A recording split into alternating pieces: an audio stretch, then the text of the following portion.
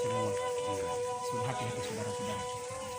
Kemudian kita juga banyak bersalawat kepada baginda Nabi Sallallahu Alaihi Wasallam dan keluarganya, para sahabatnya, dan kepada umatnya yang tetap istiqomah. Alhamdulillah, yang saya hormati Pak Ustadz, teman-teman dari Majelis Sumber Berkah, Majelis Subuh Berkah yang dari Palu. Alhamdulillah, yang saya hormati teman-teman masyarakat Desa Sopi yang ada di sini, dan kepada adik-adik yang saya cintai Allah. Alhamdulillah, kita kedatangan ini ustadz ini dari Palu karena ini masjid ini sudah viral. Masjid ini sudah viral. Saudara-saudara kita, teman-teman kita ini tergerak hatinya untuk meninjau langsung. Jadi mereka ini ada yang ingin mereka tanyakan, mungkin ada beberapa segi mungkin dari pembangunan ini, mungkin ada kekurangan apa, kemudian mungkin ada Ustadz sedikit ada tidak pencerahan tentang masalah mengenai iman amal mungkin, dan mungkin Ustadz juga akan Ustadz ini akan memberikan sedikit pencerahan untuk kita. Jadi untuk Ustadz siapa saja yang bisa mewakili memperkenalkan, kami persilahkan.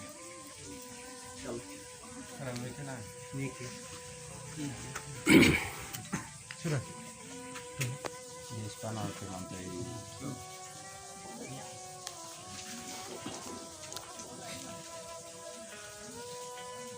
Bismillahirrahmanirrahim.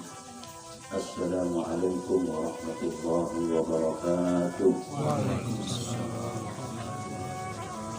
Alhamdulillah, wassalatu wassalamu ala rasulillah wa ala alihi wa sahbihi wa mawala amma ba'du. Yang saya muliakan dan hormati Sekretaris Umum dari Pengurus Besar Majelis Subuh Berkah Provinsi Sulawesi Tengah. Dalam begini langsung dihadir oleh Bapak Dr. Samsudin selaku Sekretaris Umum, dan juga yang saya muliakan hormati Bapak Adi Panggil Adi Rizky dan delegasi kami. Mudah-mudahan insya Allah semuanya Allah Subhanahu wa Ta'ala berikan kekuatan untuk berkhidmat demi agama Allah Subhanahu wa Ta'ala. Amin. Selanjutnya yang saya muliakan hormati bapak-bapak yang ada di wilayah ini, di desa ini, mudah-mudahan insya Allah Allah berikan keberkahan dengan silaturahim yang kami dari Palu kami. Alhamdulillah, puji syukur kepada Allah Subhanahu wa Ta'ala selaku kita hamba yang baik, maka kita harus senantiasa bersyukur kepada Allah Subhanahu wa Ta'ala karena segala nikmat, hidayah karunia, bahkan apa yang kita rasakan ini berupa nikmat kesehatan juga adalah titipan Allah Subhanahu wa Ta'ala. Kira-kira kalau Allah Subhanahu wa Ta'ala angkat kesehatan bagi diri kita, bisa kita jumpa ketika kita mau kita atau tidak? Jelas tidak. Bapak Ibu sekalian Allah, ini mudah-mudahan merupakan nikmat kesehatan Allah berikan kepada kita. Mudah-mudahan nikmat-nikmat yang lain juga Allah Subhanahu wa Ta'ala senantiasa Allah tidak lupakan kepada diri kita. Kemudian salawat dan salam semoga senantiasa tercurahkan kepada Nabi kita Muhammad Sallallahu Alaihi Wasallam, juga kepada para sahabatnya dan segala pengikutnya yang sudah terutama. Dan mudah-mudahan insya Allah kita semua termasuk bagian dari umatnya yang telah akan mendapatkan dapatnya di akhirat nantinya. Para asatidz dan para bapak-bapak yang saya muliakan yang dirahmati Allah Subhanahu wa Ta'ala, tentu yang pertama kita bersyukur kepada Allah. Kita tidak saling berjanji untuk ke tempat ini, namun Allah Subhanahu wa Ta'ala mentakdirkan kita bisa ketemu di tempat ini. Allah Subhanahu wa Ta'ala tanpa ada keterikatan hubungan nasab, tidak ada hubungan darah kita, bahkan kita tidak sama suku. Di sini mungkin apa suku Laut ya, Pak? Ya. Laut ya, betul. Kalau saya ini pribadi agak jauh di selatan, di suku Bugis Makassar, kan jauh sekali, ada hampir ribuan kilo. Namun demikian Allah kerahkan kita, Allah jumpakan kita karena agamanya, akidah kita seiman kepada Allah Subhanahu wa Ta'ala. Ini ukhuwah imannya, itu yang pertama. Jadi tidak beda latar belakang kita, suku kita beda, bahasa kita juga berbeda, ya. Tetapi kita diikat dengan ukhuwah al-Islamiyah, ya, ukhuwah wataniyah dan Islamiyah. Yang kemudian yang kedua yang tak kalah pentingnya adalah bagaimana kita bersilaturahim satu sama lain. Karena Nabi mengajarkan man sarrahu ayyusatalahu fi rizqi wa yasaulahu fi athari falyasirrahim. Barang siapa orang yang ingin Allah Subhanahu wa taala lapangkan rezekinya, lalu Allah panjangkan usianya, banyaklah bersilaturahim. Artinya memperbanyak teman, bukan lawan, betul tidak? Orang yang banyak sahabatnya, banyak temannya, nggak mudah stres. Kenapa? Dia banyak tempat curhatnya. Jadi kalau orang egois ingin hidup sendiri, nah itu masalah. Biar kaya dia, nggak ada kepedulian, nggak ada bersosialisasi, setengah mati. Kalau dia susah sendiri, nggak ada temannya kan gitu. Kita sesulit apapun ada yang menghibur, masya Allah. Kita punya masalah, kita utarakan ke teman kita, dia bisa menasihati dan seterusnya, masya Allah. Nah, alhamdulillah dalam hadis Rasulullah juga dikatakan bahwa laisa minna man lam yahtama bi amri muslimin.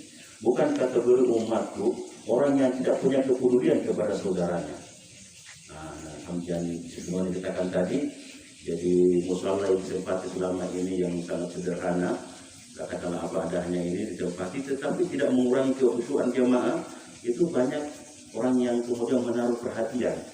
Nah, mudah-mudahan insya Allah menggerakkan orang-orang yang muslimin, orang-orang yang sedikit ada kelebihan harta, insya Allah bisa bersama-sama untuk memberikan sumbangan semampunya untuk kemudian akan dibangun insya Allah musala ataupun masjid yang betul bisa sedikit memberikan kenyamanan. Tetapi jangan sampai nantinya, karena mohon maaf, ada orang membangun masjid yang begitu megah, begitu habis dibangun fisiknya, tetapi malah tidak dimakmurkan sholat. Allahu Akbar, ini banyak, ya, yang tadinya bisa sederhana, semangat mereka dari bangun ya. Kira-kira kalau dibangun ini mega bagus, lebih semangat. Ya ternyata tidak, begitu terbangun bagus-bagus, tetapi tidak dimakmurkan dengan keramaian sholat, tidak diisi dengan hal-hal yang bermanfaat.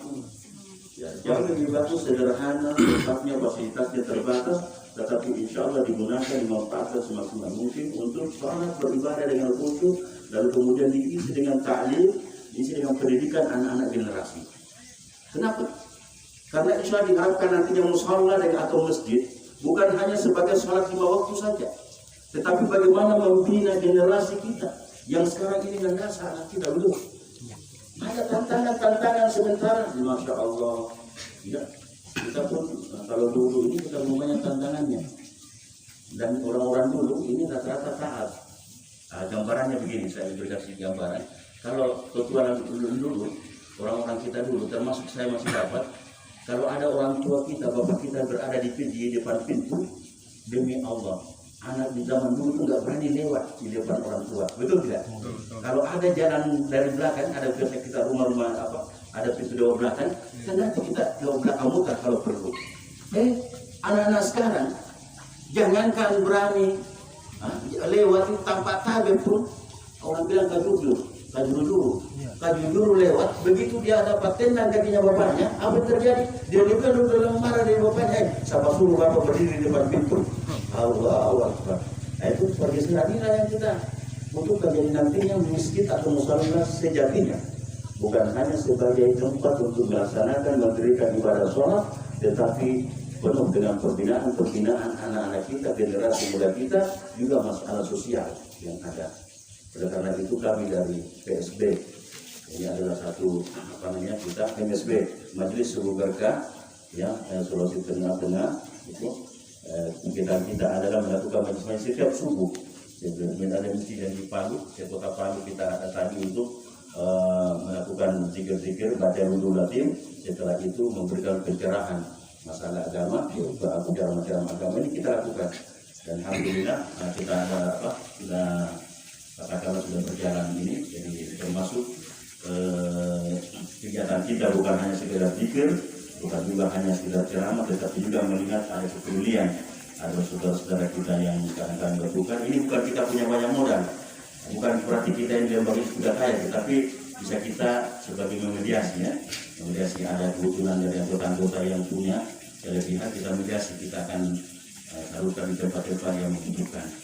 Saya kira itu jawabannya dari saya, nanti bisa dikembangkan oleh selaku sekretaris umum, pengurus besar Majelis Guru Kerja Provinsi Sulawesi Tengah. Terima kasih, saya kembalikan kepada Mas Menteri. Assalamualaikum warahmatullahi wabarakatuh. ومعي بذلك شاهد ودليل أما الدليل إذا ذكرت محمدا فترى دموع العاشقين تسيل